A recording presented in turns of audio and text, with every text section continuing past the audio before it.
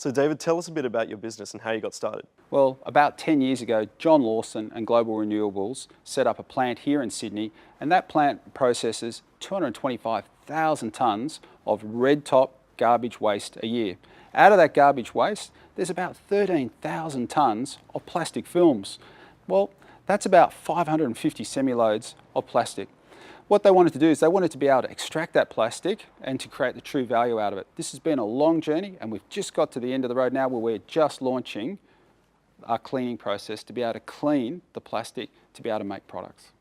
So what sort of competitors are you coming up against as a startup or a small business in this space? Look, what we've done is we've been able to develop a process that can take unrecyclable plastic film, we can clean that film, and then we can reintroduce it back into products. So our process doesn't have any competition, but what our products do, yes, Asia, overseas, local manufacturers here can use post-industrial recycled plastic to make a range of products such as underground electrical cable cover, garden edging and the like.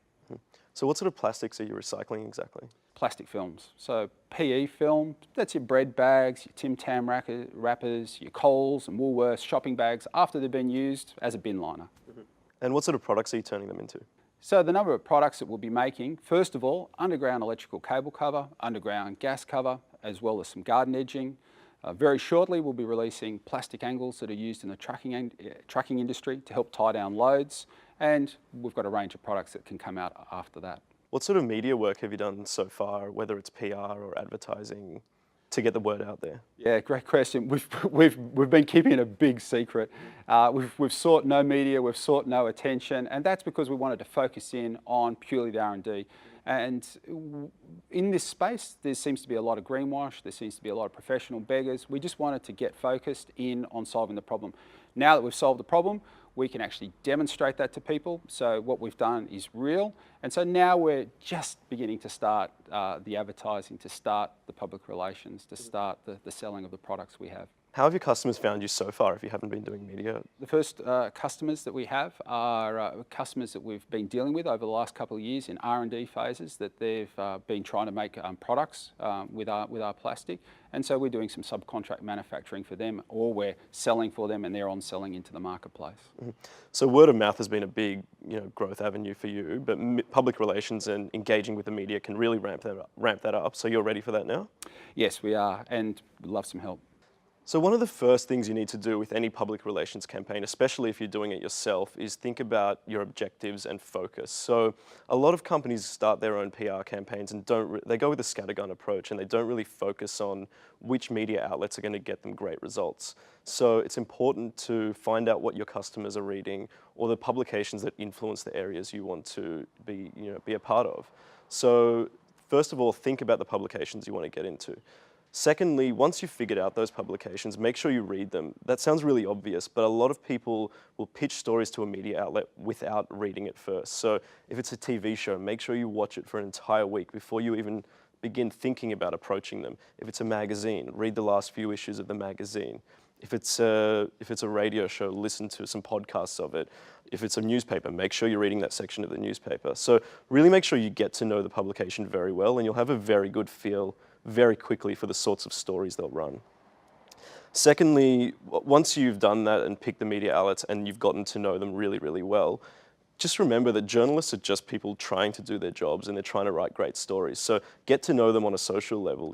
PR is about building long-term relationships, not flash-in-the-pan stories. So it takes a sustained effort, and simple things like calling a journalist and asking to have a coffee with them and explain your business.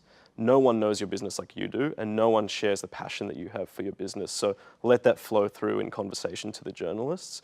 Go have a coffee with them, invite them out to the warehouse, show them the products, So that sort of stuff is really important and will really help your PR campaign. In the past, public relations was all about dealing directly with journalists and trying to get media outlets to run your story. But now, social media gives you an avenue and a communications channel to talk directly to your customers. It's absolutely free to set up a Facebook and Twitter page, and Plastic Forests should be on there. So you can talk direct to your customers through social media and engage in two-way conversation with them and learn more about what they think about your products and your business, and also get great feedback from them. And that gives you another public relations channel. So I've had a look at your website, David, and there's already a lot of great content on there for your customers about your products, some videos, but it's important to create a media section as well. Make it really, really easy for journalists to write a story about plastic forests. The sort of stuff you should have on there are, high-res logos, photos of yourself and the co-founders, great photos of your products, which you already have, videos, contact information, press releases, a backgrounder about your company, all that sort of information that provides the meat of any story a journalist wants to write about plastic forests. Vuki, one of the things we're trying to achieve is to influence the general public, to be able to change their perception of plastic and for them to be able to influence the manufacturers and government. What sort of things should we be doing to reach the general public? Yeah, absolutely. And look, you're a challenger brand in a massive industry, recycling.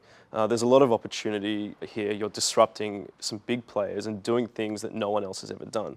So you've instantly got a great platform there to talk about how you're doing things differently and why. One of the best ways is to get your thoughts out there. You know your business better than anyone else. Explain to journalists when you meet with them how you're doing things differently, why you're doing them differently, and why it's important. So what problems have you faced so far when you're talking to people about how you're doing things differently and why? Well, one of the biggest challenges we're facing right now is this push for waste to energy. It sounds sexy, but it's not. It's about the incineration of a valuable resource, plastic, that's worth between $2,000 and $8,000 a tonne, lighting it up to be used as energy once. We want to change that message in the public place. We want people to know that what we can do is recycle their unrecyclable plastic films. So one of the best ways you can do that is influencing media that cover the environment industry. So find environment writers at all the major newspapers, read about what they're writing, and in particular, talk to the ones that write about this issue of waste to energy. Explain to them why you're doing things differently and why it's important that the industry and government looks at different ways that you can recycle plastic and turn it into really great products like you've been doing. So what sort of different groups are you trying to influence with a PR campaign? Look, we've got probably three key areas. The first area is the general public for the range of products that we could sell through hardware stores. The second one is an industrial marketplace, such as the electrical cable cover, which goes into industrial applications. And the third would be government and government agencies, such as the EPA. The good news is, David, is there are publications that cover each of those different niche verticals. So you can approach journalists from publications that cover every single vertical that you just spoke about. In addition to that, there are environment writers at all the major publications, all the major newspapers around Australia that you can easily speak to and tell them about your business. So they'll be really interested to hear about how you're doing things differently to everyone that's done it before. One other important thing, David, when you're speaking to these different media outlets and looking at different industry verticals, is to think about your key messages. You're competing in a crowded market with a lot of noise, both for the journalist's attention, but then also the reader's attention once they write the story.